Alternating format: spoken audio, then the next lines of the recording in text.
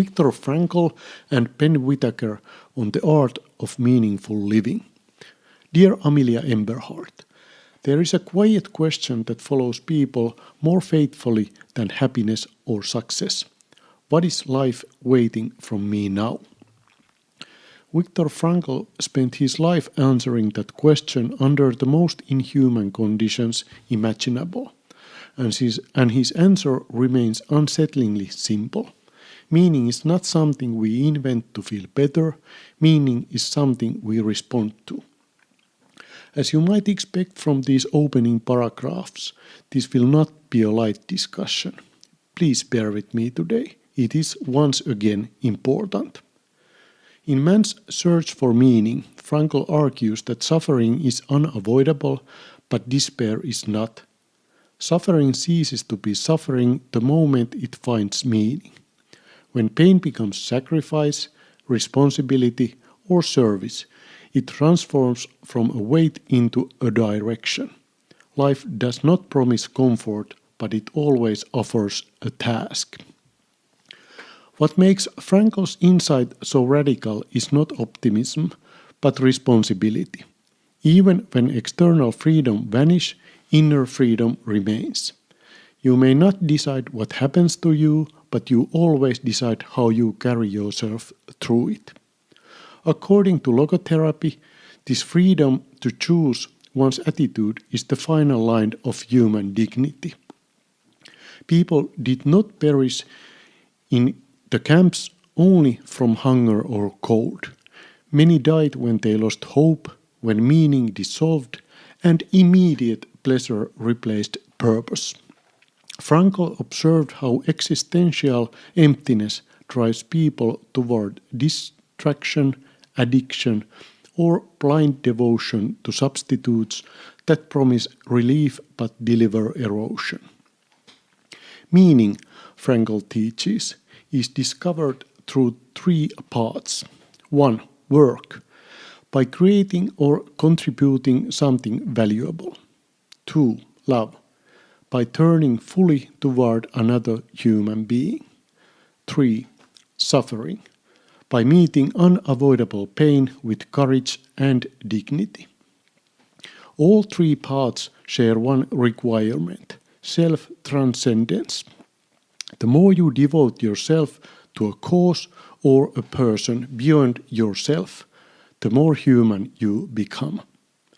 Meaning is not found by asking what you want from life, but by asking what life expects from you.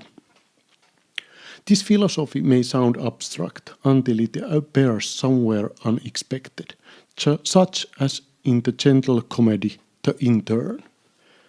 Ben Whittaker, played by Robert De Niro, is a retired executive from a world where experience was earned slowly and dignity was won daily. He did everything society told him to do correctly. He worked, he succeeded, he retired. Yet, when his wife died and routine disappeared, freedom turned hollow. Comfort could not replace usefulness. Ben does not return to work out of financial need. He returns out of existential necessity. He misses being needed. He misses structure. He misses mattering to something beyond himself. When he applies for a senior intern position at the fashion startup run by Anne Hathaway's Jules Austin, he is not stepping backward. He is stepping toward meaning. What is remarkable is how Ben inhabits the role. He does not demand authority. He does not resent youth. He does not cling to past status. He listens. He observes. He serves. In doing so, he becomes indispensable, not through ambition, but through presence, not through dominance, but through quiet responsibility. Ben Whittaker is Frankl's philosophy in motion: competence without ego, wisdom without condescension, masculinity without dominance. He chooses meaning deliberately. He accepts a role that aligns with his values rather than his former title.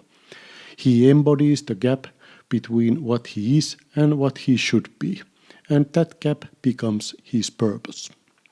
Frankl once wrote that we should live as if this were our second life, and as if we had acted wrongly the first time. That sentence is not an accusation, it is an invitation. Every moment asks us to correct, refine, and respond more honestly than before. You cannot believe that life has nothing waiting for you. It is the opposite. Life is waiting for something from you, a task, a presence, a responsibility that no one else can fulfill in quite the same way. When suffering arrives, as it inevitably will, its power dissolves the moment meaning is attached to it. This is what Frankl called tragic optimism, the courage to say yes to life in spite of pain, guilt, and death. Not because life is easy, but because it is asking something of you. As Nietzsche observed, for a strong enough why, one can endure almost anyhow. Perhaps the quiet challenge for you, Amelia, is not to search for happiness, but to listen closely to what your life is requesting right now. Meaning does not shout, it waits patiently until someone is willing to answer. This is your moment. Take command and show us the power.